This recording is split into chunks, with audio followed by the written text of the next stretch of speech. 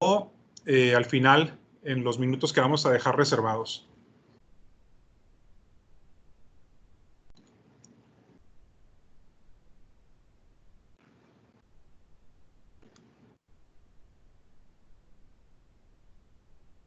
Está tardando un poquito en cargar la presentación, no sé por qué.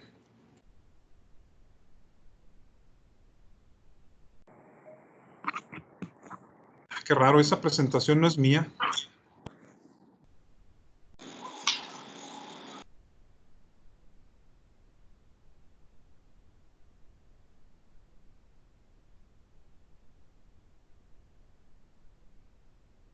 ¿Ya estás viendo mi presentación, Ismael? Sí, ya, Mauricio. Tuve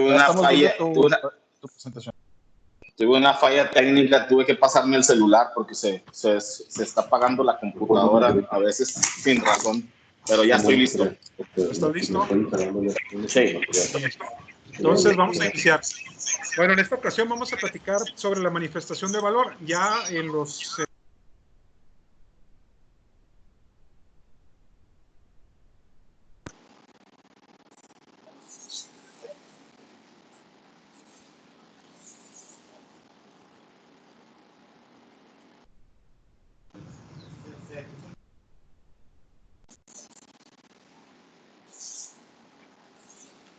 No te estoy alcanzando a escuchar, Mauricio.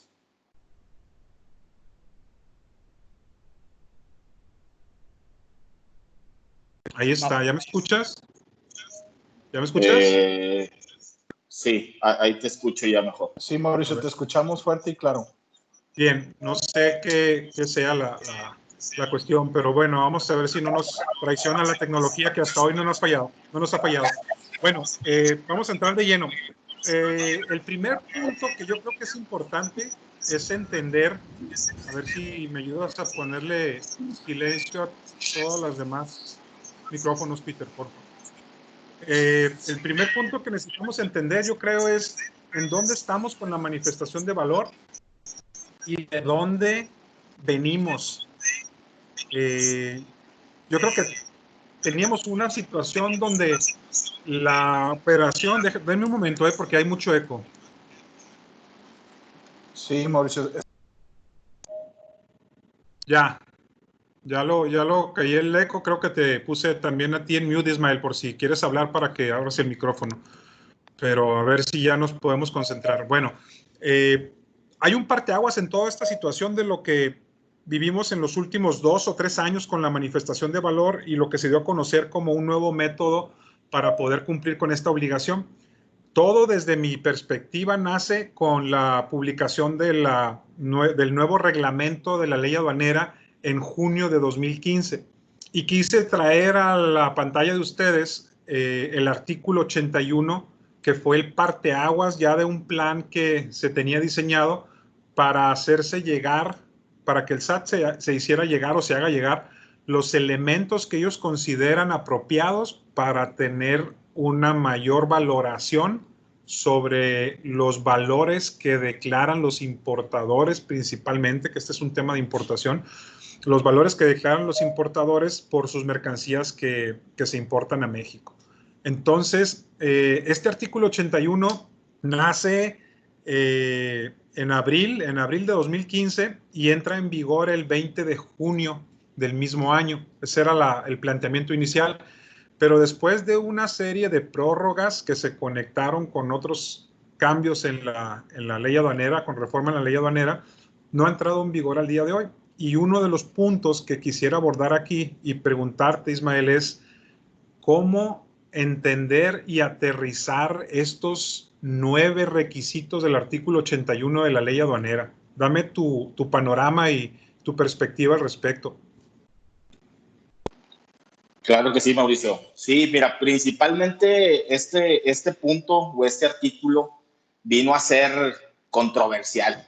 Prácticamente es lo que te puedo llegar a decir, ¿no? ¿Por qué? Porque si bien es cierto que muchos de estos documentos que están enlistados aquí, ya en el día a día, en la operación, se los compartíamos a la gente aduanal para efectos de que realizara la manifestación de valor, lo cierto es que algunos elementos se sumaron a estos requisitos y a las empresas ya no lo vieron bien, ¿no? O sea, principalmente de los 9 que están enlistados, te puedo llegar a decir que los temas relativos al pago, a la demostración del pago de esas mercancías y a los temas de los contratos que se tengan en función o contratos con proveeduría, no fueron bien vistos por la industria. ¿Por qué? Porque pues prácticamente sobre todo los contratos tienen una metodología donde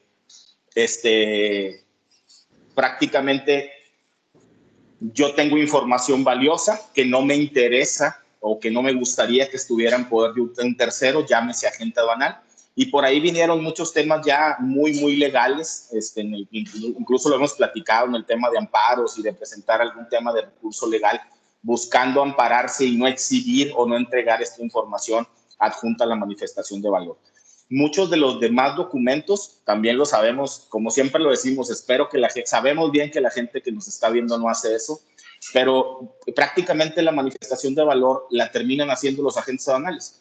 Esto a veces, y lo hemos comentado, Mauricio, en algunos puntos de algunas pláticas que hemos dado, algunas personas lo consideran como un valor agregado. Yo no lo veo realmente así. Yo sí lo veo como que el dejar en manos de un tercero información que muy probablemente el detalle lo tenga la propia empresa, nos puede resultar en una manifestación errónea, ¿no?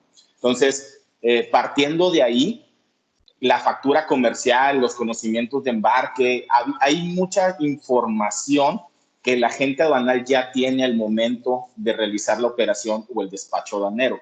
Entonces, por eso, en mi entender, y salvo que tú estés de acuerdo conmigo, los más importantes de estos documentos que se volvieron exigibles en este artículo que aún no entra en función o aún no entra en vigor, prácticamente vienen a ser estos 2 que te acabo de comentar. Bien, yo recuerdo cuando se empezó a hacer, a conocer este artículo y su contenido, los documentos que pide, yo creo que había confusión y hay dos tipos de confusiones, ¿no? Uno era, como comentabas ahorita, ¿por qué voy a dar la fracción 7, por ejemplo? O incluso la fracción 5, que creo que son los más complejos de estos 9 requisitos. Era por las empresas que realmente compran los bienes, ¿no? Pero había otro esquema, que son las empresas que trabajan en consignación, bajo el esquema de consignación de mercancías, que pues parecía que no era del todo claro cómo cumplir con todos estos requisitos. Cabe aquí el comentario, vale la pena mencionarlo, de que estos requisitos no son todos forzosamente elementos que se tengan que aportar para efectos de determinar el valor. Es una lista indicativa. De hecho, tenemos la fracción 9 que nos dice pues cualquier otra información, ¿no? Por si falta o sobra, tengo el derecho a podértela pedir y tú tienes que considerarla de acuerdo a tus características de negociación o las características de negociación que hayas hecho para hacerte llegar los bienes que estás importando, ¿no? Entonces, esa siempre fue una dinámica y un dilema que estuvimos manejando con los clientes. Desde, yo no tengo factura comercial, no, pues no lo tienes, es una factura pro forma, un documento equivalente, como se le llama hoy en las reglas de comercio exterior. Los demás, el 2, el 3, el 4, el 6 y el 8, probablemente el 8 lo pondría en duda. Son elementos que ya se están aportando en el día a día o que ya se contienen en el expediente de la operación aduanera o el expediente de comercio exterior integrados al pedimento, ¿no? Esa es la generalidad. Pero punto aquí a resaltar importante es que la falta de alguno de estos documentos puede ser suplida por una declaración bajo protesta de decir verdad firmada por el representante legal, donde se manifieste que no se cumple o no se adjunta la información porque la naturaleza de la operación de las mercancías que se están importando no generan ese documento, y con eso pudiéramos haberlo cubierto. No eran una de las recomendaciones que hacíamos. Sí, incluso ahí también, por ejemplo, había muchas empresas que empezaban a decir, oye, es que yo no tengo contratos con mis proveedores, yo trabajo con orden de compra, ¿no? Entonces, se empezaban a plantear esquemas donde precisamente estos documentos deberían traer alguna leyenda al final del documento para que simulara o aparejara algún cierto tipo de contrato, ¿no? Como una obligación de compra, una obligación de pago. Y también había algunas otras en las relativas al pago, cuando dicen, ¿cómo te voy a demostrar yo un pago si mi proveedor me da 90 días de crédito, ¿no? Entonces, como bien lo señalas, sí, la ley nos exige que tengamos un cumplimiento, pero va a haber ocasiones en que por la propia naturaleza de la operación vamos a tener que esperar a su cumplimiento o tengamos que manifestar alguna situación que necesariamente nos haga no evitarla, sino que en ese momento no la podamos cumplir, ¿verdad? Si bien es cierto, este artículo ha estado en una posición zombie, ¿no? Es como un muerto viviente, ahí está en la ley, pero pues está muerto, ¿no? Siempre nos hemos hecho la pregunta respecto a si va a quedar como está y si en algún momento va a entrar en vigor y las empresas van a tener que cumplir con esta obligación. Desde mi punto de vista, hasta ahorita, con lo que he analizado, los diversos temas que hemos visto en relación con la manifestación de valor, yo veo que es muy difícil que vayan a modificar este artículo. No sé si vaya a haber alguna modificación mediante reglas donde invalide algunos elementos. Probablemente el punto 7 sí vaya a ser un tema que no se va a requerir, pero va a tener que estar en posesión del importador para cuando se ejerzan facultades se proporcione y se pueda analizar como parte de los elementos para determinar si existe o no veracidad en la declaración del valor en aduana. Pero en la generalidad yo veo muy difícil que este artículo vaya a desaparecer y que algunos de los elementos vayan a eliminarse. Nuevamente, el 7, que son los contratos, creo que pudieran mediante reglas dejarlo a dámelo cuando te lo requieren facultades, tal vez también el 5, pero los demás dudo mucho porque ya son elementos que se manejan en el día a día. ¿Cómo la ves? ¿Qué opinas tú?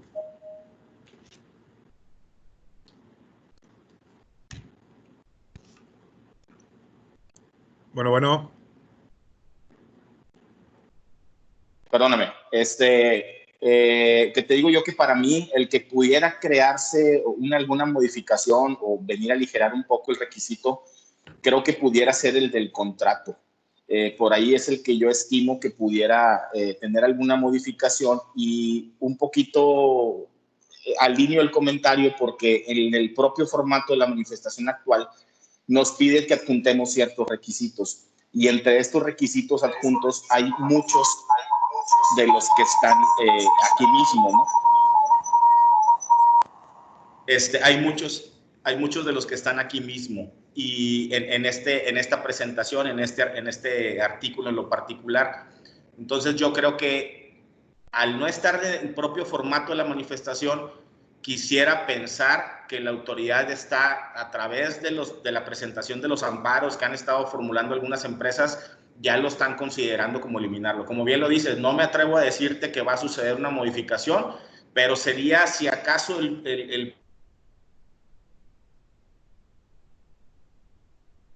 Ya se nos fue Ismael.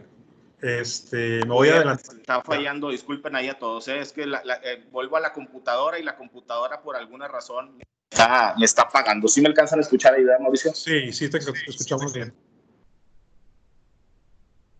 Muy bien, me voy a adelantar un poquito entonces. Ese fue el primer parteaguas para lo del el tema de hoy, es la manifestación de valor. Salieron estos documentos en abril de 2015 y mediante una serie de prórrogas hasta el día de hoy el artículo 81 del reglamento de la ley aduanera no ha tenido efecto práctico ni ha sido una obligación para los importadores. Después, el segundo dispositivo que ya nos hizo entender un poco más qué estaba pretendiendo o qué pretendía la autoridad cuando dio a conocer el 81 del reglamento, fue en la reforma a la ley aduanera del 25 de junio, que entró en vigor 180 días naturales después de su publicación.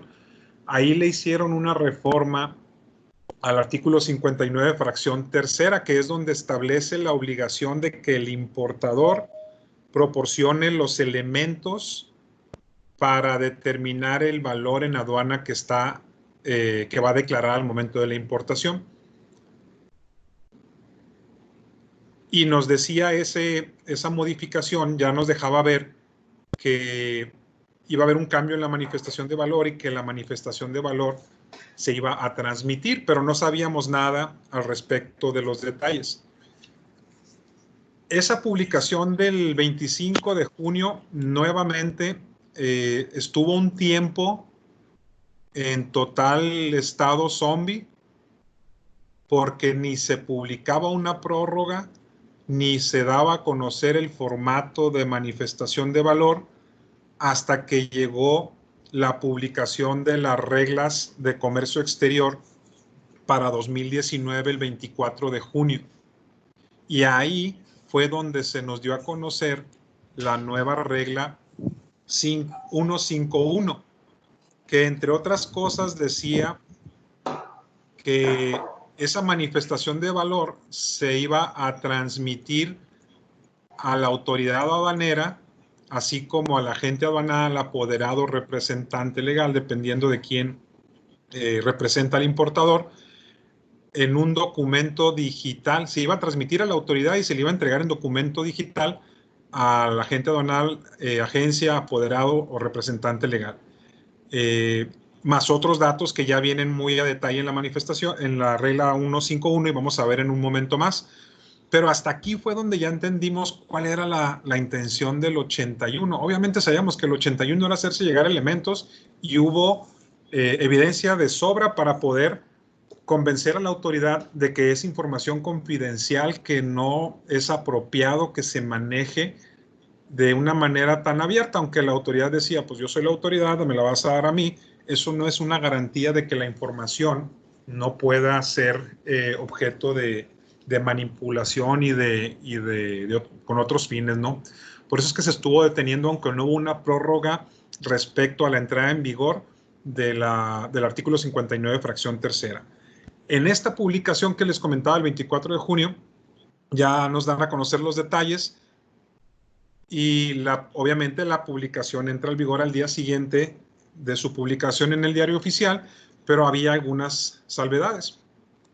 ¿Cuál era la salvedad?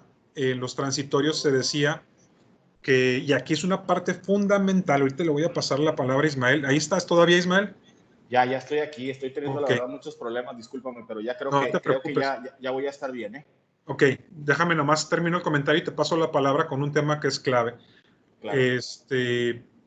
Esa publicación de la nueva regla 151 del 24 de junio traía una fecha posterior de entrada en vigor, y en el transitorio, en los transitorios, el tercero decía que la publicación, que la regla entraría en vigor el 1 de diciembre de 2019. Muy bien, hasta ahí ya teníamos todos claros que pues, había un periodo más o menos de 6 meses para que entrara en vigor. La parte en donde me llama mucho la atención es el texto que sigue a continuación. A ver si podemos apagar los micrófonos, pero que me llama la atención es la parte donde dice que mientras no existe la regla 151 para las reglas 2019, ¿cómo tendrían que cumplir la obligación de presentar o proporcionar la manifestación de valor los importadores? Estoy hablando durante este periodo del 25 de junio al 30 de noviembre 2019. Ahí, ¿cuál era la condición, Ismael? No, ya lo perdimos nuevamente. Bueno, yo me continúo con la... Aquí estoy. Es que se me hace que Pedro me está desactivando desactivando el micrófono. Sí, que está apagado. Cada que vayas a hablar, actívalo, ajá. Me comentaba, lo habíamos platicado, que la autoridad por ahí en este punto pues ha estado aplazando el proceso porque está condicionado a que ya dentro de la ventanilla digital exista el nuevo formato que ya conocemos y que está publicado hoy en día. Nada más que aquí el tema es en el periodo del 25 de junio al 30 de noviembre, que era la primera prórroga. Ajá. ¿Qué indicación daba el SAT para poder cumplir con el 59 fracción tercera? Que trabajáramos con el formato anterior, con el que se había publicado anteriormente, con el que se derogó y prácticamente lo que nos comentaba es que siguiéramos cumpliendo con ese formato. Por ahí existían algunas dudas que si nosotros teníamos que estar trabajando con este formato, también teníamos que estar cumpliendo sí o no con la hoja de cálculo, que sabemos que al día de hoy la hoja de cálculo ya no existe. Pero como en este proceso de transición la autoridad nos dio la obligación o nos dio la posibilidad de cumplir con la manifestación con el formato anterior, nosotros siempre hemos recomendado a nuestros clientes que también, aparejados a esta manifestación de valor, también deben de estar llenando su hoja de cálculo correspondiente. Sí, el detalle aquí, para abundar en lo que comenta Ismael, es que como la regla 151-2019 no entró en vigor al día siguiente de su publicación y se difirió la entrada en vigor hasta el 1 de diciembre, en este transitorio de la publicación de las reglas 2019, nos decían, mientras entra en vigor la regla 151-2019, tú sigue cumpliendo con la regla 151 del 2018, aunque ya no esté vigente la miscelánea, por el transitorio le doy vigencia a la regla 151 y esa regla nos establecía la obligación de llevar la manifestación de valor, que es el formato E3, y también incluía la obligación de tener la hoja de cálculo cuando a petición de la autoridad se requiera, que es el formato E2. Eso es básicamente lo que comentas, ¿no? Entonces, ese era el esquema en su momento. Sí, sí, sí. Bien. Sí, es el esquema que prácticamente sí, adelante. Dale, es que te estás cortando mucho. Que te digo que prácticamente es el formato que nos dieron la potestad de poder seguir utilizando hasta que esto ya quede bien afianzado dentro del proceso de la ventanilla digital. Muy bien, entonces, cerca de la entrada en vigor de las reglas 151 de las reglas generales de comercio exterior 2019, en los resolutivos de la primera resolución de modificaciones de las reglas 2019, en el resolutivo número 8, la autoridad aprovechó esta publicación para nuevamente postergar la entrada en vigor de la regla 151-2019 y mantuvo el mismo precepto, es decir, mientras no entre en vigor la regla 151-2019, para que cumplas con la obligación de proporcionar la manifestación de valor al agente aduanal, continúa vigente la regla 151 de las reglas de comercio exterior 2018. Entonces, el primer bloque de tiempo fue de junio a diciembre, que teníamos que tener la manifestación de valor conforme a las reglas 2018 y la hoja de cálculo. El segundo bloque fue del 4 de octubre hasta el 15 de enero 2020. Entonces, en nuestras operaciones, yo siempre he sido de la interpretación de que la hoja de cálculo no es un documento que debas de tener, es un documento que te requiere la autoridad, que a petición de la autoridad tienes que proporcionar. Siempre ha habido un tema ahí, pero así está redactado. Entonces, muchos dicen, pues si me lo va a requerir o me lo puedo requerir, mejor de una vez lo hago. No ha sido esa mi interpretación, pero aquí nada más se tiene que proporcionar cuando lo requiera la autoridad. Entonces, ¿qué quiero decir con esto? Durante este periodo, desde el 24 de junio al 15 de enero de 2020, por esta segunda prórroga, la autoridad nos puede pedir la hoja de cálculo cuando ejerza facultades de comprobación. Eso es lo que quiere decir.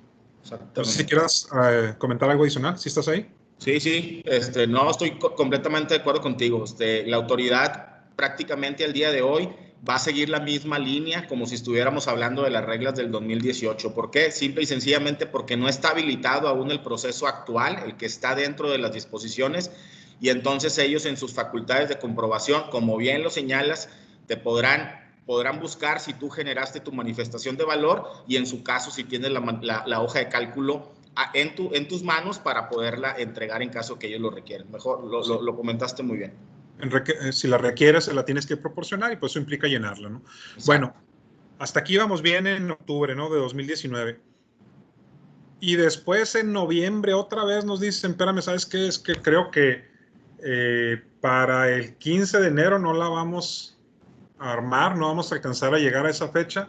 Aprovecha la segunda resolución de modificaciones y vuelve a postergar, vuelve a diferir la entrada en vigor de la regla 151-2019. Y en el resolutivo séptimo nuevamente vuelven a hacer el aplazamiento, pero ahora dijeron, ya no le muevas tanto, invéntate algo para que ya no tengamos que estar publicando resolutivos para el aplazamiento de la entrada en vigor de la regla 151-2019. Y lo que se les ocurrió fue el texto que están viendo ahí de la regla 151, que dice, oye, pues la regla 151 va a entrar en vigor, como comentaba hace un momento Ismael, cuando se dé a conocer el formato de la manifestación de valor para 2020. Ok, aquí hago una pausa. El formato de la manifestación de valor electrónica que se publicó en las reglas 2019, que ya lo conocemos, no es el formato que la autoridad pretende utilizar. Ellos dicen, cuando te dé a conocer el formato para 2020, en el portal del SAT, en ese momento ya va a entrar en vigor. Ahí hay todo un tema que ahorita nos explica Ismael respecto a resoluciones anticipadas y si fuera factible o no que se diera a conocer en el portal del SAT y cómo entrar en vigencia, ¿no? Antes termino con este comentario y luego dicen, sí, ya que te lo dé a conocer, el formato 2020, te voy a dar 30 días de plazo posteriores a la publicación del formato, como dice ahí en el portal del SAT, para que te pongas las pilas y cumplas con él. Y mientras tanto, sigue utilizando la regla 151 de Comercio Exterior 2018, que nos sigue generando la obligación de usar el formato del anexo 1, publicado en el Diario Oficial el 21 de diciembre de 2017, y por la propia cita de esa regla 151-2018 se mantiene viva la hoja de cálculo.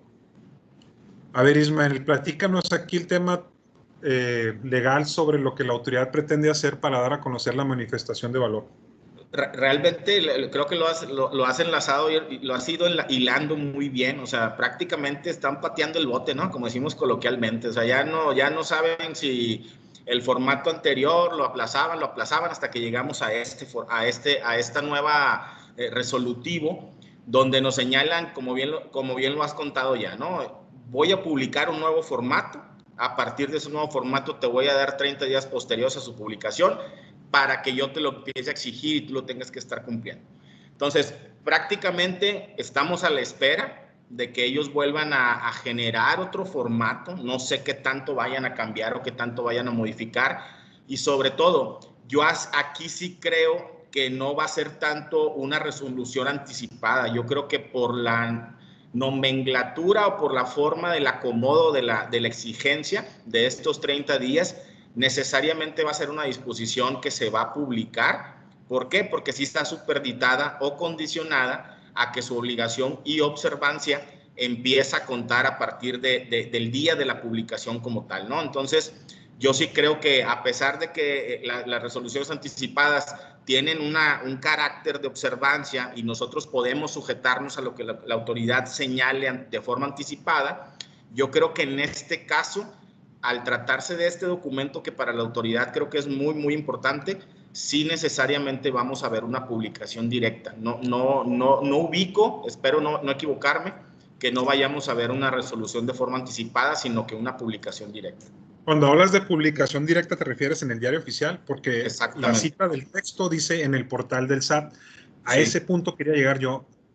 Difícilmente va a tener validez jurídica porque el código te establece que las reglas y sus anexos van a tener una validez anual y que van a tener que publicarse en el diario oficial. Entonces, porque la cita que ellos refieren ahí del portal del SAT me parece que no es idónea, ¿no?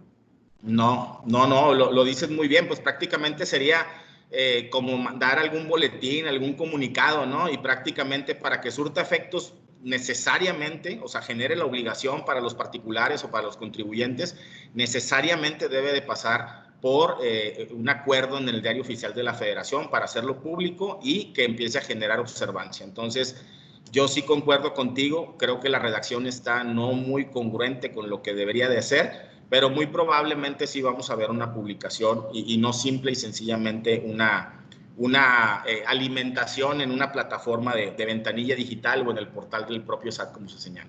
Claro. Pensando un poquito como la 4T, aunque esta situación viene desde el gobierno de Peña Nieto, pero pensando un poquito como la 4T, yo creo que se refieren a que lo voy a publicar el formato en mi portal del SAT y 30 días después tengo yo para publicarlo en el diario oficial, ¿no? Pero ya te estoy avisando que ya está el formato ahí, pudiera ser así, ¿verdad? Está el formato ahí y para que lo atiendas y hagas tus adecuaciones y cumplas con la disposición cuando entre en vigor. Sí, por ahí, digo, a lo mejor un poquito más adelante lo vamos a tomar, pero realmente el tema de la manifestación de valor, pues es prácticamente los documentos más importantes que pueden existir en la operación. Y siempre ha habido muchas discrepancias o muchas faltas de criterio, creo que bien definidos sobre los procesos que debemos de llevar para la manifestación. Y creo que esta vez, de nueva cuenta, la autoridad se queda un poquito corta con la redacción. Pero te digo, esperemos que eso no trascienda una problemática posterior, ¿no? Muy bien. Bueno, un poquito de reflexión. Del lado derecho de la imagen tenemos lo que es la manifestación, lo que le llamamos nosotros para efectos de este tema del día de hoy, la manifestación de valor anterior, que es la que está vigente gracias a los resolutivos que analizamos en los últimos 20 minutos, 22 minutos. Y del lado izquierdo está el formato de la manifestación de valor que se dio a conocer junto con la regla 151 de las reglas de comercio exterior 2019. De entrada les platico que uno y otro se parecen, pero muy poquito, muy poquito. No sé si nos pudieras platicar un poco, Ismael, del contenido de un formato y otro, principalmente el actual, que creo que es el que vale la pena más analizar, donde ya te piden un nivel de detalle de incrementables que la verdad sorprende. Seguramente varios de los escuchas ya lo han analizado en su momento y podrán compartir los comentarios que hacemos. Sí, pues prácticamente sí, como bien lo dices, no se parecen mucho. Para empezar, en el formato anterior, que es el que actualmente seguimos utilizando, a lo mejor la terminología luego puede llegar a confundir, pero el que seguimos utilizando actualmente nos da la posibilidad de trabajar una operación o una manifestación de valor por operación o de forma semestral. Aquí hay que tener mucho cuidado con ese tema de las operaciones semestrales porque a mí en la práctica me ha tocado ver que se hace una manifestación de valor semestral y simple y sencillamente se llena y por ser semestral propiamente ya no trae mucha información que sí necesita llenarse cuando viene una operación de forma individual. Por ahí el instructivo de este formato anterior nos sujeta a que nosotros tengamos como un cierto tipo de detalle a manera de resumen en un documento por separado, donde nosotros podamos decir y soportarle a la autoridad por qué estamos haciendo esa operación semestral. Es decir, la operación semestral normalmente va a estar condicionada a que los valores válgame la redundancia, que me incrementan o que suman al valor en aduana de las mercancías no sufran cambios, sean constantes. Esa es la primera manda para poder yo utilizar una manifestación de valor semestral, hablando del formato anterior. En la práctica se utilizaba mucho que a lo mejor por no querer batallar, decían, no, tú hazme la manifestación semestral, yo no voy a estar firmando, el representante legal batalló mucho para estar firmando, pero realmente no era tanto un tema de si era fácil firmarla individual o más fácil firmarla semestral, sino que realmente el requisito para poder nosotros estar en condiciones de generar una manifestación de valor semestral era y es, porque aún sigue vigente, el que nosotros tengamos una bitácora del por qué tenemos los elementos suficientes que nos conste que no van a sufrir cambios en 6 meses que estemos realizando operaciones con cierto proveedor y que nosotros podamos llevar ese soporte a la autoridad en el caso que nos lo requiera. En el segundo formato, como bien lo dices, pues claro que trae ya una modificación más sustancial. En este caso, el concepto semestral que tenemos en la manifestación anterior actual ya no es así. Ahora hablamos incluso de una manifestación global porque las reglas del juego ya nos llevan a periodos de ejercicios fiscales. Nos llevan también a decir que la operación es una manifestación de valor por operación y también tenemos la otra que habla específicamente de un caso bien particular, que es la fracción segunda que más adelante vamos a ver, donde habla prácticamente de mercancías sensibles, ¿no? Entonces, el nivel de detalle, de hecho, en el instructivo de este formato actual, 2019, creo que es un poquito más sencillo de entender que el formato de la manifestación anterior, el cual seguimos utilizando hoy en día. El otro creo que iba y venía y no decía muchas cosas, y en este instructivo creo que hicieron algo mejor en el tema de la redacción y lo hicieron muy conciso. Pero como bien lo señalaste y lo vimos en la diapositiva anterior, pues prácticamente este formato, por el resolutivo octavo que vimos a final de noviembre, va a tender a cambiar. Entonces, hay que conocerlo, estamos en esto, hay que tomarle atención, prestar atención, pero muy probablemente vaya a sufrir una modificación, ¿verdad? Tomando en consideración las propias palabras de la autoridad. Claro, sin lugar a dudas podrá modificarse, pero dudo mucho de que tenga cambios sustanciales, ¿no? Obedeciendo a que integra todos los elementos de la regla que todavía no entra en vigor. Aquí quiero nada más aprovechar para proyectar esta imagen, a ver si lo están viendo. ¿Sí lo estás viendo? Sí, sí, sí. Bueno, básicamente quiero llegar nada más a este punto, al 4311. Como comentabas ahorita, la guía está implementada en el formato porque es mucho más claro, pero los elementos que te piden aquí, en el punto 431, que son los incrementables, se vuelven un reto poderlos cumplir para una dinámica del comercio exterior del día a día. Sí. 1, 2, ahorita nos regresamos a la presentación. Como lo comentabas ahorita,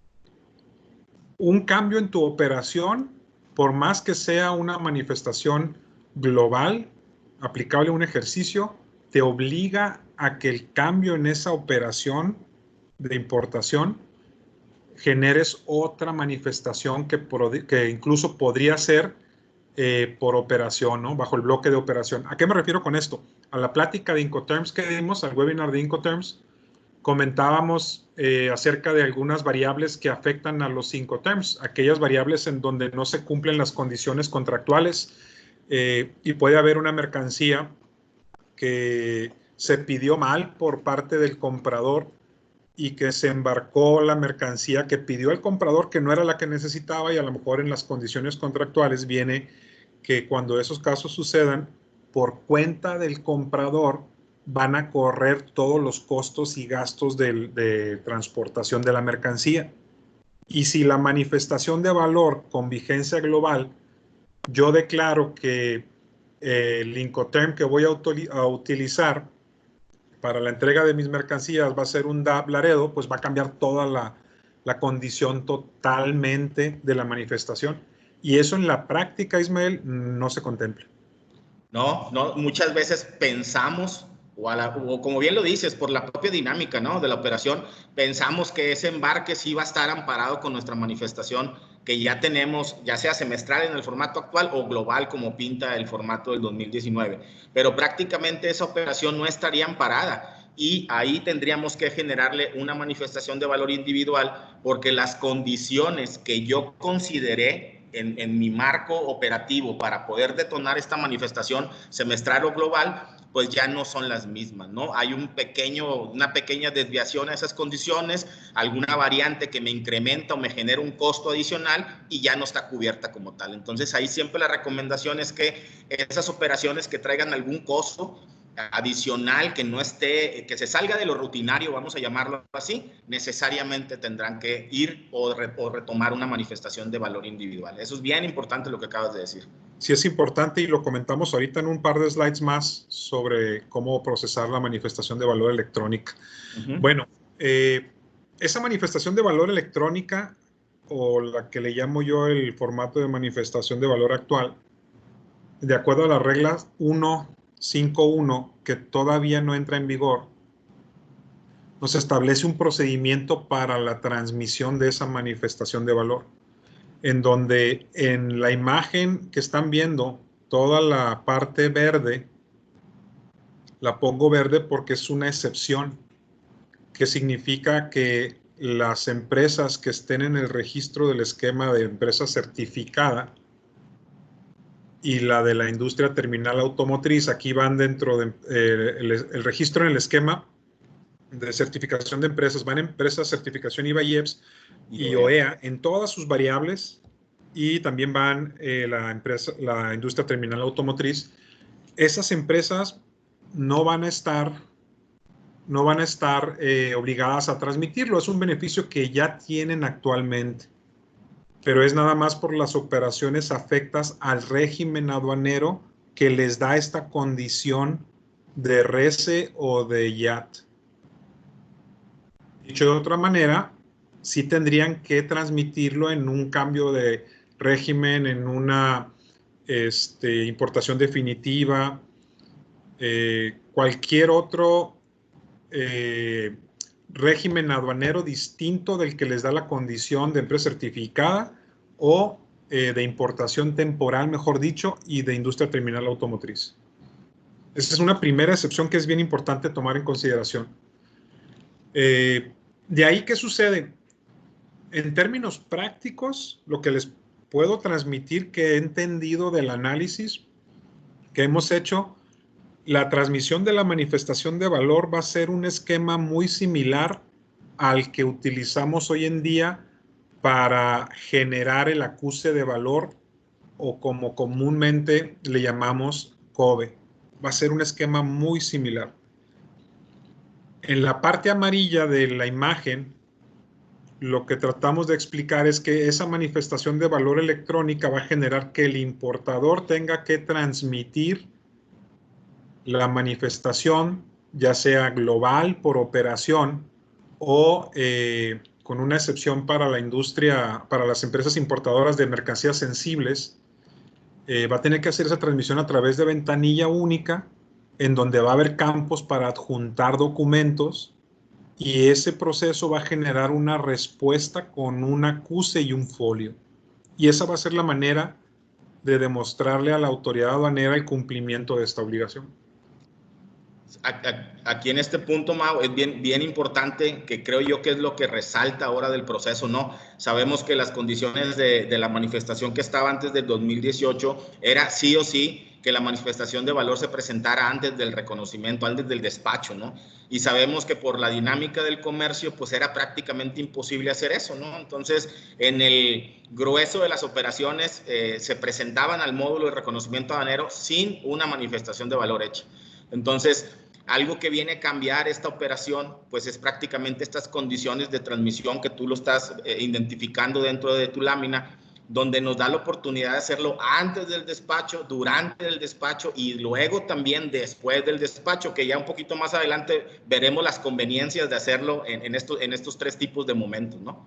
Correcto. Muy bien, buen apunte. Entonces, regresando a la parte amarilla de la imagen que estamos viendo, esta parte de aquí nos dice, vas a transmitírsela a la autoridad aduanera, que es toda la parte roja, y te voy a generar un acuse de recibo y un folio. Pero también le vas a tener que entregar a tu representante ante la autoridad aduanera, que puede ser el agente aduanal, la agencia aduanal, el representante legal aduanero, le vas a tener que entregar esa manifestación de valor junto con los documentos que requieren, que eran los que veíamos al principio de la plática en el 81 del reglamento. Y de esa manera es como vas a tener el cumplimiento de la obligación. Y hay un cuadro aquí en medio que dice optativo adjuntar documentos. ¿Qué quiere decir? En la generalidad, la regla 151-2019, que no ha entrado en vigor, nos dice que si quieres puedes transmitir los documentos adjuntos en cualquiera de los momentos que comentaba ahorita Ismael en su intervención, o si quieres no los transmitas, pero los vas a tener que conservar en un formato digital. Esa es la generalidad de lo que en un esquema de gráfica se traduce la regla 151. Y hay una variación. Igual, Ismael, no sé si quieras comentar esta variación. Sí, la variación la generalidad es como bien lo veíamos en la lámina pasada, ¿no? En esta que estamos visualizando, prácticamente es la fracción segunda de la misma regla 5. Aquella era la fracción primera, esta es la fracción segunda, y nos habla de ciertos casos especiales. ¿Cuáles son esos casos especiales? Mayoritariamente son las mercancías que están en el capítulo 22, del 2201 al 2208, que son bebidas, ¿no? Prácticamente. Luego vemos industria textil, calzado, siderúrgico, vemos productos siderúrgicos, los sectores como los minerales, hierro, oro, plata, etcétera, ¿no? Ya son fracciones sensibles, vamos a llamarlas o englobarlas en ese apartado.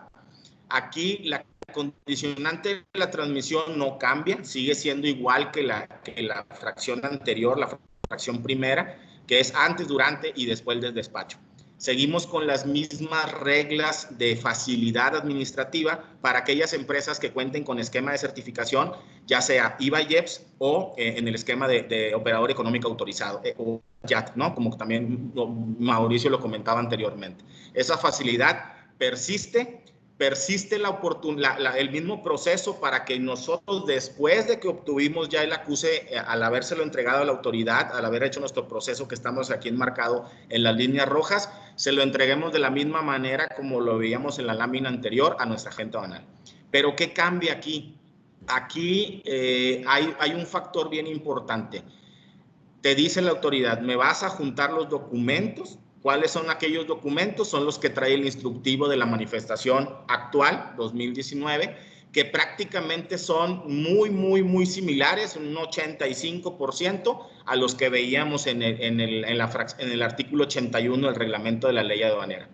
Sin embargo, aquí en este detalle lo que nos dice es, tú puedes presentar la documentación, puedes generar, tratar de generar el acuse correspondiente en la ventanilla y puedes o no presentarme la documentación. Si la tienes, la vas a presentar. Si por algo te falta, puedes presentarme la manifestación de valor y yo te voy a dar de todos modos un acuse, ¿sí? Te lo voy a entregar. Pero, ¿qué pasa si cuando tú ya tienes los documentos, qué tienes que hacer? Necesariamente tengo que hacer una modificación a ese acuse que la autoridad me entregó. E incluso, si hay unas modificaciones de valor, porque yo no tenía cierto elemento incrementable a mi disposición, a mi alcance, pues, ¿qué va a pasar? Tengo que incluso llegar hasta el grado de rectificar el pedimento. Pero la autoridad en este caso creo que lo maneja muy bien porque te dice, me voy a portar blando, te lo voy a dar la oportunidad de que me presentes la operación con complementos, o sea, que no estén todos completos, pero te voy a tener que multar, ¿no? O sea, prácticamente no te me vas a escapar, si te falta adjuntar documentos, si existe algún incumplimiento en el tema de la información que me estás entregando, o si existe algún tema ahí de inexactitud de información, pues vas a pasar por temas de multa, y creo que ahí me aventé ya un spoiler porque va un poquito más adelante, ¿no? Pero prácticamente el proceso es el mismo, pero aquí sí nos deja, sí nos permite el que podamos seguir con el acuse del recibo de la manifestación de valor, pero posteriormente a ello tenemos que hacer las modificaciones cuando ya tengamos nosotros la información. ¿Cuándo no nos va a dejar hacer este tipo de proceso incompleto, digámoslo así, presentar una manifestación de valor incompleta? cuando sea con la condición de transmisión posterior al despacho, ¿no? Porque se supone que ahí ya tienes todos los elementos y ahí sí no me vas a decir que no tienes algún documento y que me lo presentas después. Ahí sería, para poder hacer este proceso, necesariamente es antes o durante el despacho aduanero. Ya cuando pase el despacho aduanero ya no puedo tener esta posibilidad de presentar una manifestación de valor incompleta, digámoslo de esa manera, ¿sí? Hay un punto ahí nomás para resaltar. Estamos hablando de los casos especiales que vienen en el recuadro que está del lado derecho de la imagen que estamos viendo, ¿no? Esa es la condición que acaba de explicar Ismael. El otro punto es que cuando se trata de importación de estas mercancías y la empresa es de reciente creación o no tiene más de 12 meses de operaciones, forzosamente el camino a seguir va a ser este. Ahí no hay opción. Sí, e incluso, Mau, ahí también esa trae una condicionante que, hablando de estas empresas de sensibles, nos dice que cuando estemos en un ejercicio presentando manifestaciones de valor, al ejercicio siguiente, dentro de los primeros 15 días del mes, vamos a presentar una manifestación de valor que represente al menos el 60% de nuestra operación. Por eso veíamos ahí en el formato, 3 apartados, que veíamos el formato global, veíamos el formato por operación y luego esa muestra representativa. Esa muestra representativa quisiera yo pensar que está haciendo alusión a ese caso en lo particular, donde estas empresas sensibles necesariamente al ejercicio posterior dentro de los primeros 15 días del mes, es decir, en enero, va a tener que presentar esta muestra representativa del 60% de su operación. Correcto. Muy bien. Entonces, esa es la generalidad de cómo se pretende llevar a cabo el proceso. Me voy a regresar un poquito. La parte amarilla la decidimos poner así porque la propia regla no te indica claramente cuál va a ser el proceso. Si tuviéramos injerencia nosotros en el proceso, creo que la forma más adecuada sería, así como con el acuse de valor, que a través de BUSEM se le transmite a la autoridad y el agente aduanal de ahí lo puede descargar. Creo que ese debería ser el proceso, pero no hace sentido del todo hacerlo así por la confidencialidad de los documentos que te requiere que adjuntes y que vimos que vienen del artículo 81 del reglamento de la ley aduanera.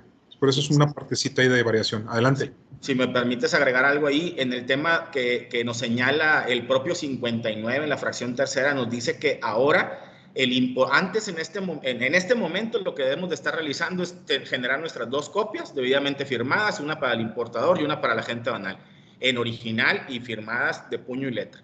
Ahora el 59, ligado al procedimiento de la manifestación, lo que nos dice es que tenemos que conservar un documento digital.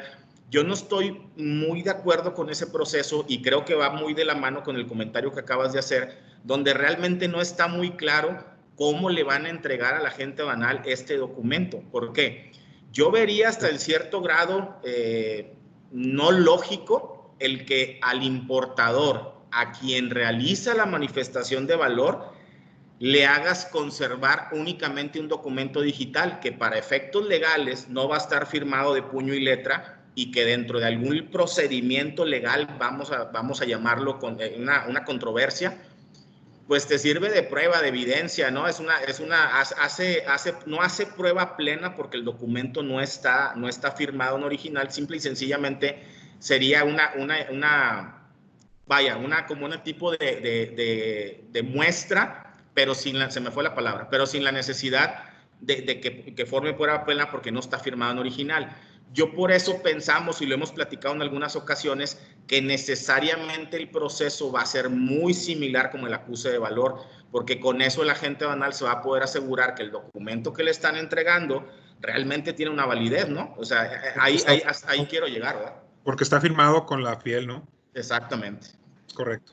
Bueno, ya nos faltan 2 slides nada más para terminar y abrir el foro por si hay alguna pregunta o inquietud.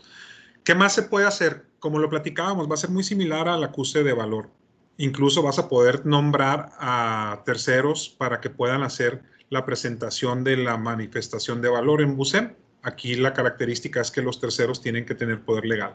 2, la documentación que se transmita y los adjuntos los vas a tener que mantener en formato digital por 5 años a partir de la fecha en la que se realizó la transmisión. 3, platícanos de ese 3, Ismael. De ese 3 es el spoiler que me había aventado hace rato. Sí. Prácticamente es que si la autoridad se porta benevolente al decir, si quieres, dame la manifestación de valor aunque esté incompleta, pero cuando tenga datos, válgame la redundancia, ya sea información o documentación que sea inexacta, que esté incompleta, o que haya sometido algún dato que necesariamente me modifique el valor de esa manifestación de valor, te voy a dar la oportunidad de que lo corrijas, pero me vas a tener que pagar la multa del 184B, la fracción primera, ¿no? Que en este caso es la información relativa a la descripción o información de la mercancía, que ronda entre los 22,900 pesos hasta los 38 ya en casos de reincidencia, ¿no? Entonces, es una multa de la que a nadie le gusta, es una multa muy compleja, que vino a cambiar muchas cosas dentro del despacho aduanero. Y sí hay que tener mucho cuidado. Yo creo que aquí también, si coincides conmigo, Mauricio, resulta a veces hasta un poco lógico presentar una manifestación de valor con la información que tengo a la mano, si la propia condicionante es que la pueda presentar durante, antes o después del despacho. Pues si no lo tengo, mejor me espero después del despacho, la presento ya con la información completa y evito el tener que sujetarme por haber presentado información incompleta dentro de la manifestación de valor. Sí, aquí sí nos cambiamos un poquito y salimos de la parte técnica al concepto general país que tanto nos surge la inversión. Pues imagínate todas las empresas de nueva creación que están ansiosas por venir a invertir a México, que se encuentren con esta traba en donde lo que acabas de platicar, si yo soy un importador que quiero traer a México, una empresa de reciente creación que quiero traer a México, importar una de las mercancías sensibles, me obliga a que te transmita previo a la importación los datos y los elementos adjuntos. Entonces, la posibilidad de que este dato que acabas de comentar se materialice es bien alto. Sí, sí, y por último, sumando a estos datos, lo habíamos platicado también anteriormente, el error es posible de corregir, siempre y cuando pasemos por la multa, efectuar el pago de la multa, y también tener siempre en la mente que si hay alguna modificación a los valores de la manifestación de valor, que intrínsecamente deben de ser los mismos que están declarados en el pedimento, pues entonces también se va a tener que rectificar. Y sí hay posibilidad de rectificarlo, pero hay que tomar en cuenta que tenemos esta famosa regla 611 que trae ciertas condicionantes, ¿verdad? Ya no nos permite en función del 89 rectificar todo. Esta regla 611 trae algunas condicionantes aparejadas que normalmente están enfocadas a cambiar el régimen de las mercancías en temas de vehículos y algunas trabas en el efecto de la rectificación cuando generen saldo a favor para los contribuyentes. Es prácticamente lo que esta regla 611 nos habla. Entonces te dice, puedes corregir, pero mucho ojo, porque si la corrección en los valores te va a producir un saldo a favor de conformidad con la 611, me vas a tener que pedir autorización. No va a ser tan sencillo el poder rectificar de primera mano, ¿no? Por así decirlo. Imagínate ese efecto cuando quieras declarar un valor con una red de seguridad, por llamarlo de alguna manera, ¿no? Como los trapecistas en los circos, donde pues si me dicen que cuesta 50 pero no tenemos los elementos, lo voy a poner 70, 80 y ya después ajustamos. Te genera el saldo a favor, no pagaste de más, no le debes contribuciones al fisco y no hay un riesgo, pero el recuperar ese dinero con lo que acabas de decir, nuevamente se va a convertir en todo un viacrucis, ¿no? Sí, y aquí algo que siempre lo recomiendo y creo que lo hemos platicado, en el punto 1 hablaba, y bien lo comentabas, que el proceso te deja o te permite autorizar a alguien con poder suficiente para poder estar presentando las manifestaciones de valor. Entonces, como sugerencia, no quisiera que ese poder se lo dieran a la gente aduanal, porque creo que seguiríamos con la misma problemática que que volvemos a lo mismo, algunos lo ven como un valor agregado, yo lo veo como realmente algo que nos puede generar una problemática a la propia empresa, porque nadie más que nosotros o mejor que nosotros podemos conocer todos aquellos incrementables. Inclusive hasta a veces la propia empresa los desconoce porque no tiene una buena conexión con el área de compras, con el comprador, y por ahí se pierde un poco todos aquellos incrementables que se tienen que estar detallando ahora en este formato del 2019. ¿Verdad? Claro, claro.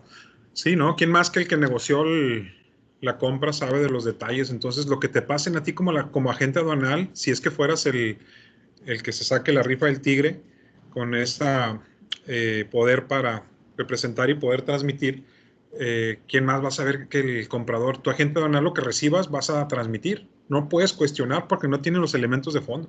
Exacto. Y un error bien común es el seguro, ¿no? Ese es el que siempre vemos que oye, la mercancía sí estaba asegurada, había póliza global y no lo estoy declarando. La gente anual no me lo está declarando, pues es que él no sabe, ¿verdad? No sabe que tiene una póliza global, ¿no? Entonces, ahí sí hay, de ese tipo de detalles son los que tenemos que estar cuidando y esperemos que con esta nueva opción de poder tener el control más detallado y hacerlo de forma digital, ojalá que podamos llegar a buen puerto y que se vaya sintetizando un poco más el proceso, que no se vuelva tan tedioso, ¿no?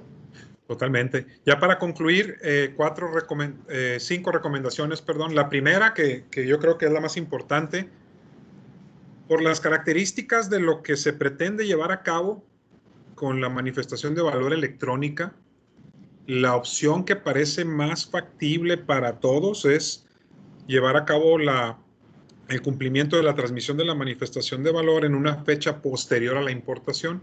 Y esta fecha obviamente tiene un término que es durante el ejercicio fiscal. Ojo ahí con ese dato, pero es lo que parece más sencillo de poder hacer. Esto nos evitaría el que hayamos transmitido una información incorrecta, inexacta u omisa, que no hayamos transmitido el dato y que nos genere estos temas que ya habíamos platicado en el slide anterior, esta multa que está bastante elevada. Entonces creo que es la forma más fácil. Habrá excepciones en el caso de empresas que tengan una fecha de constitución menor a 12 meses, que tienen una condición crítica distinta. 2, durante el reconocimiento aduanero o el ejercicio de facultades de comprobación, la regla está acotada a que yo no pueda alterar los datos que yo ya formalicé al haber hecho la transmisión de la manifestación de valor. Fuera de reconocimiento aduanero, que si aplicamos el primer punto no sería una situación de riesgo en reconocimiento porque no la transmití, pero en facultades de comprobación, si yo transmití algo de lo que no estoy seguro, pues el efecto puede ser que haya diferencias a favor o en contra y que yo no pueda corregirlas durante facultades, excepto si es para alguna regularización voluntaria. 3, pues ya lo comentaba, ¿no? La excepción son las empresas que tienen una antigüedad menor a 12 meses, que van a tener que adjuntar los documentos requeridos y se les complica más.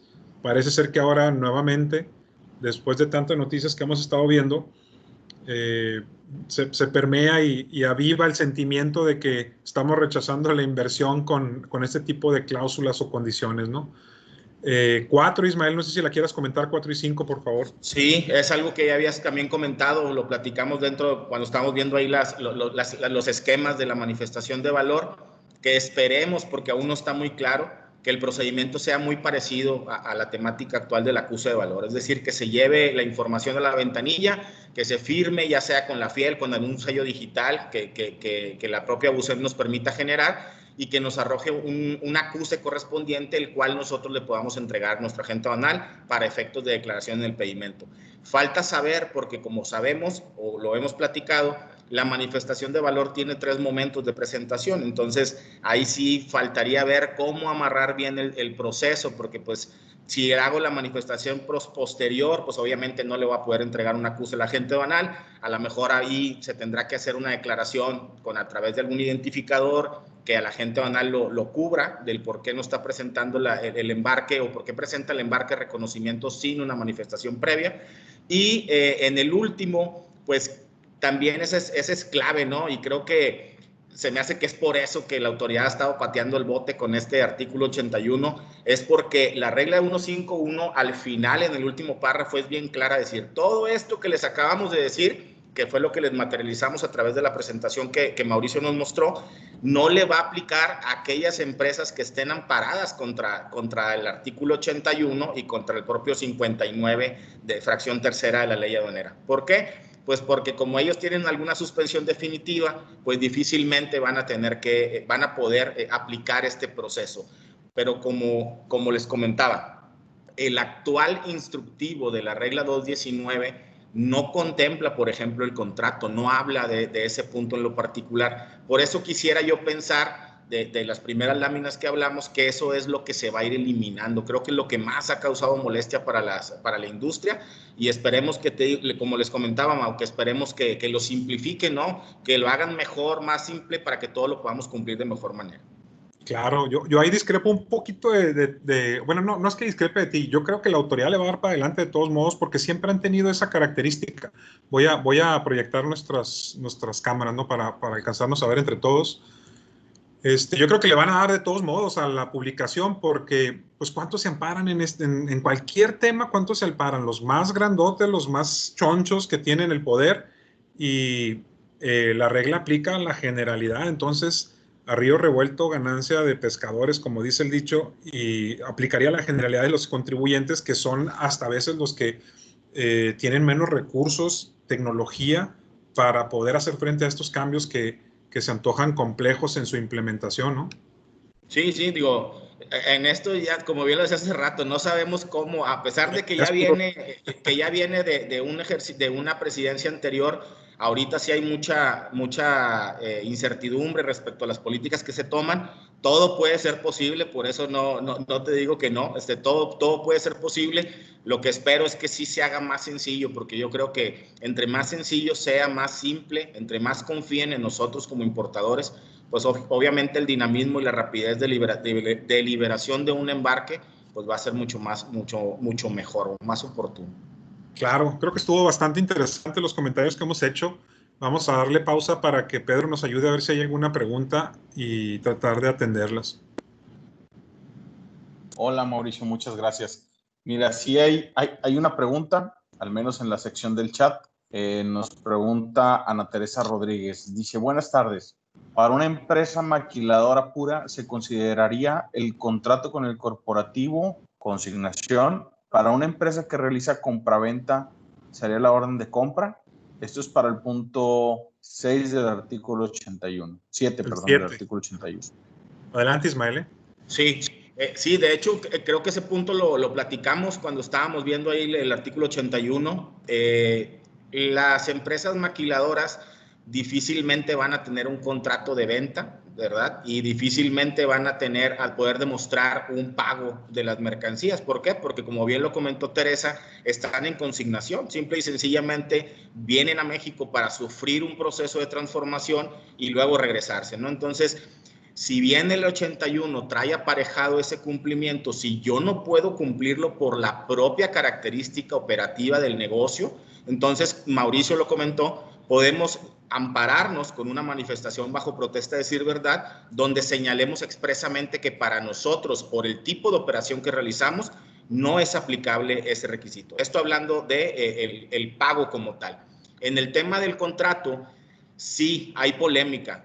No todas las empresas tienen un contrato con la proveeduría, eso es cierto. Normalmente se abren órdenes de compra, incluso órdenes de compra abiertas, ¿no? Que sería un poco más complejo el darle un tratamiento. ¿Qué se recomendaría o qué te recomendaría? Pues lo principal es hacer un contrato. Si no se puede, te sugeriría que en las órdenes de compra se emularan al final del documento o al reverso o en un documento adicional a la orden de compra cierto tipo de clausulados para al menos simular las fechas de pago, no simular, perdóname, mala palabra, sino para demostrar o manifestar las fechas de pago con nuestros proveedores, algunas condicionantes, el Incoterm, etcétera, ¿no? Algo que a la autoridad le dé certeza que realmente yo estoy adquiriendo las mercancías y no estoy emulando la operación o simulando la operación. Entonces, El primer consejo es el contrato. Y si no se puede por alguna situación, dentro de la propia orden de compra, tratar de generar un breve clausulado con las cláusulas más importantes que puedan dar sentido a la autoridad de que realmente está existiendo una compraventa. Oye, a reserva de que realmente se escale la situación, porque veo muy difícil hoy en día que no haya un contrato de común acuerdo entre las partes por todo lo que implican las garantías, los defectos, la responsabilidad incluso de daño a terceros por el consumo de un producto que lleva el componente, todo ese tipo de situaciones. Hay procesos de selección de proveedores que duran meses. Entonces, cuando ya te metes más a fondo, a lo mejor el contrato no está aquí en México porque seguimos siendo un centro de costos o una empresa que opera bajo el esquema de consignación. Incluso cuando somos un centro de utilidad, cuando compramos la mercancía, en la mayoría de los casos dependemos de un tercero que es una subsidiaria que incluso puede estar como accionista, y allá es donde están aterrizados los contratos. En mi experiencia, lo que me ha tocado es que cuando te metes a escalar este proceso, sí llegas a algún punto en donde hay contratos. A lo mejor son contratos viejos, pero si el contrato te dice que se va a mantener vigente mientras las partes no manifiesten lo contrario, como ciertas cláusulas que hay en los contratos de maquila que te dicen va a estar vigente hasta que no se manifieste lo contrario, pues creo que pudiera suceder. Si no, sí es conveniente, yo creo, también precisar, Ismael, que los sistemas jurídicos son muy distintos, ¿no? En Estados Unidos una servilleta es un contrato, ¿no? Sí. Y en México, ¿no? En México es muy distinto el sistema jurídico. Sí, sí, allá un poder, una affidavit te lo dan en Power of Attorney, te lo dan en una hoja, y aquí tenemos que hacer todo un proceso, incluso protocolizarlo para poder darle efectos contra terceros, ¿no? Entonces, sí, como bien lo señalas ese punto, allá tienen reglas más sencillas, confían un poco más en las personas, y aquí sí tenemos que hacer un poco más de tramitología para que crean en nosotros, ¿no? Sí, el simple sistema jurídico que se utiliza en el extranjero, que no es romano, ¿no? Por ejemplo, en Estados Unidos, con quien mantenemos la mayoría de los flujos de comercio, es un principio donde el contribuyente o el demandado o el sospechoso no es sospechoso, no es culpable hasta que se demuestre lo contrario. Y aquí no, aquí eres culpable hasta que demuestre lo contrario, ¿no? Oye, atendiendo a otro comentario que nos hace Ana, dice, el contrato puede ser el mismo que se presentó en la certificación de IBAIEPS. De hecho, ese es el único, ¿no? Sí. No habría otro contrato siendo una maquiladora, a menos de que tenga addendums. Exactamente. Sí, prácticamente no deberíamos de tener varios contratos, debería estar uno solo. Si se van agregando, si era un contrato inicialmente industrial y luego por las necesidades de servicios se migró a un apartado de servicios, pues entonces tendríamos que sumar, como bien lo dices, en addendums al mismo contrato ya efectuado, ¿no? Fíjate, hay otra pregunta también que nos hace Sonia y nos dice, gracias a ti, Ana Teresa, hay otra pregunta que nos hace Sonia y nos dice, ¿es válido integrar las garantías dentro de las órdenes de compra como parte de las cláusulas de esta misma? Es válido integrar las garantías dentro de las órdenes de compra como parte de las cláusulas de las mismas. Sí, te decía, si no tienes un contrato, que como ya Mauricio ya nos compartió su experiencia, es primero, antes de hacer algo, en vez de hacerle algo a la orden de compra, es escalar para ver si existe ya un contrato, como bien nos daba el tip Mauricio. Ya en caso de que no haya, vamos a tratar de generarlo. Si lo vemos muy complejo, entonces vamos a tratar que nuestra orden de compra tenga al menos esos clausulados que son los más importantes en la operación, ¿no? Que son pago, garantías, Incoterm, todo lo que nos pueda proteger dentro de el efecto proveedor-cliente, ¿no? Antes de que la mercancía nos llegue a nuestras manos. Entonces, creo que a tu pregunta te diría que sí. ¿Okay? Sí, estoy de acuerdo también. Muy bien, pues no sé si hay alguna otra pregunta. Vamos a dar un minuto más y si no, ya damos por concluida la plática de este webinar, que espero que les haya agradado. Gracias a ti, Sonia. Bien, Pedro, no sé si quieras comentarnos algún tema, un chiste, mientras tanto, no, en los siguientes webinars. Claro, muchas gracias, Mauricio. Mira, pues, muchas gracias por cubrirme. Ahorita precisamente entré tarde al webinar porque estaba en una llamada con un cliente con el tema del TEMEC. Estamos ya a 34 días para que arranque y muchos todavía no sabemos ni cómo se come. Entonces, ¿y cómo se escribe, pues estamos, no? sí, estamos resolviendo literal cómo se escribe. Ya lo vi con K, ya lo vi con N, el TENEC. Y bueno. El temen, le dicen ahora.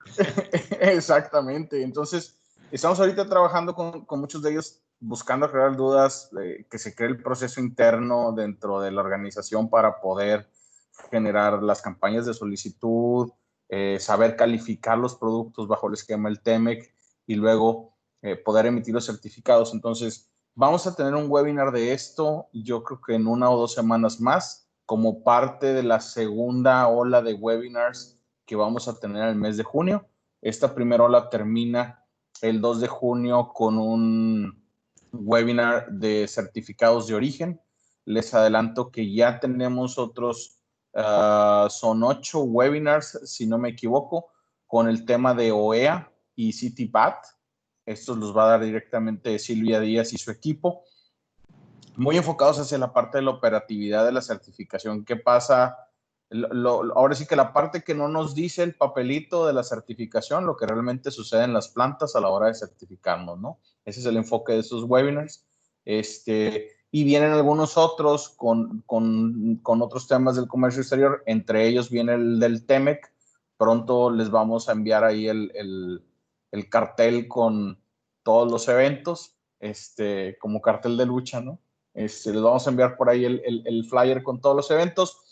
Va a ser la misma mecánica que tenemos al día de hoy. Se pueden registrar enviándome un correo electrónico. Claro que están bienvenidos todos sus amigos, los que quieran inscribir. Por ahí me han mandado correos. Dije, oye, fulano me dijo que están bien para los webinars. ¿Me puedo inscribir? Claro que sí.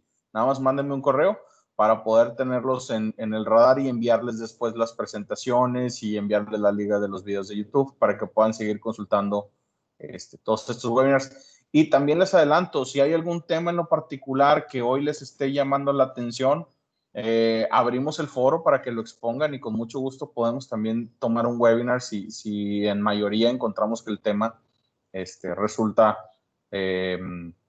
necesario impartirlo. Estamos abiertos. La consultoría no es de aquí hacia allá, sino es mucho de ustedes hacia acá. Entonces, nos complace mucho cuando nos hacen preguntas, cuando empiezan a hacer requerimientos, porque nos da la pauta para ir nosotros a buscar cómo solucionarles o ayudarlos a solucionar los problemas que se presentan en el día a día. Entonces, si hay algún tema en lo particular de algún webinar que quieren compartir, escríbanos y con mucho gusto. Ahí les va cuál es mi correo. Se los voy a escribir aquí en el chat porque me lo están pidiendo. Oye, mientras, Pedro, déjame platicarles. Bueno, ya estamos preparando la... ok, te iba a comentar, estamos preparando el programa de capacitación o de webinars, pláticas, no me gusta llamarle capacitación, pláticas. Aquí hablan de manejo de scrap. Está es un buen tema, Tenemos algo de conocimiento ahí. Estamos preparando una plática que creo que va a ser bien interesante. Ya la vamos a dar el 3 de junio sobre los aspectos del TEMEC a considerar para financieros. Le habíamos puesto tomadores de decisión, pero todos tomamos decisión. Entonces, la idea es que esta información llegue a la gente de finanzas y a las direcciones de las empresas. Son temas, no van a ser técnicos, son temas informativos que nos van a ayudar a todos los que estamos conectados ahorita a que nos apalanque para poder tener recursos para hacer frente a los cambios que unos se han estado postergando y otros ya, a menos de que suceda algo extraordinario como el COVID 2.0, ¿no? Pero no creo que se aplace el TEMEC. Nos va a ayudar. Un ejemplo de esto, por decirlo nada más de lo que vamos a platicar, es Estados Unidos ya dijo que no va a aceptar el formato 434 de NAFTA, de certificado de origen, el que conocemos todos desde 1994, para no crear confusión. Entonces, lo que estamos viendo que sucede en México es lo contrario. Todo el mundo está adaptando el formato 434 de certificado de origen para seguir con la operación. Y Estados Unidos ya dijo, no lo voy a aceptar para no crear confusión. Entonces, imagínense si ya vamos todos en bola con un formato y vamos a empezar a hacer los primeros cruces en julio, donde los que nos adelantamos ya tengamos certificados los bienes y definido el proceso, y vamos presentando un formato que nos diga la autoridad, ese no te lo acepto. En ese momento ya van a haber consecuencias, porque otro tema es que si alguien hace una importación a Estados Unidos de un bien que es originario, pero ese bien en ese momento no solicita el trato arancelario preferencial que le llamamos TAP, y posteriormente lo quiere reclamar como se hacía en NAFTA, ya en TEMEX sí se va a poder hacer, pero la gran diferencia es que no te van a regresar el derecho de procesamiento de mercancías, que es el MPF. Esos son temas que son informativos, no lo queremos hacer nada técnico para buscar apalancarnos y tener recursos. Sí, sí. Muy Sin bien. embargo, Mauricio, es bien importante lo que comentas, porque en el día a día nos topamos que los colegas de comercio exterior hablamos del TEMEC, masticamos el TEMEC, y a la hora de tener que subir con los financieros el tema, pues a veces no nos lo entienden o a veces no nos compran la idea. Entonces, ese webinar va a estar pensado para que la gente de finanzas pueda tener dimensiones de lo que va a implicar y que nos ayude a apalancarnos dentro de las empresas con estas iniciativas. Muy bien, pues si ya no hay nada más que comentar, nuevamente disculpas por excedernos el tiempo, tratamos de que siempre sea puntual, pero nos extendemos ya en los comentarios y comerciales. Ismael, no sé si quieras cerrar con algún comentario para que después Pedro ya dé por concluido. Pues ya para finalizar, agradecerles a todos que hayan estado con nosotros. Ojalá que algo les podamos dejar de lo que practicamos, de lo que vemos al día a día. Y pues, como siempre, un gusto estar con ustedes platicando. Bien. Muy bien. Pues muchas gracias, que pasen una buena tarde. Por ahí en el transcurso de hoy mañana les enviamos la información de este webinar junto con la liga de YouTube y pues aquí andamos. Muchas gracias y buena tarde. Nos vemos, buenas tardes. Hasta luego, gracias.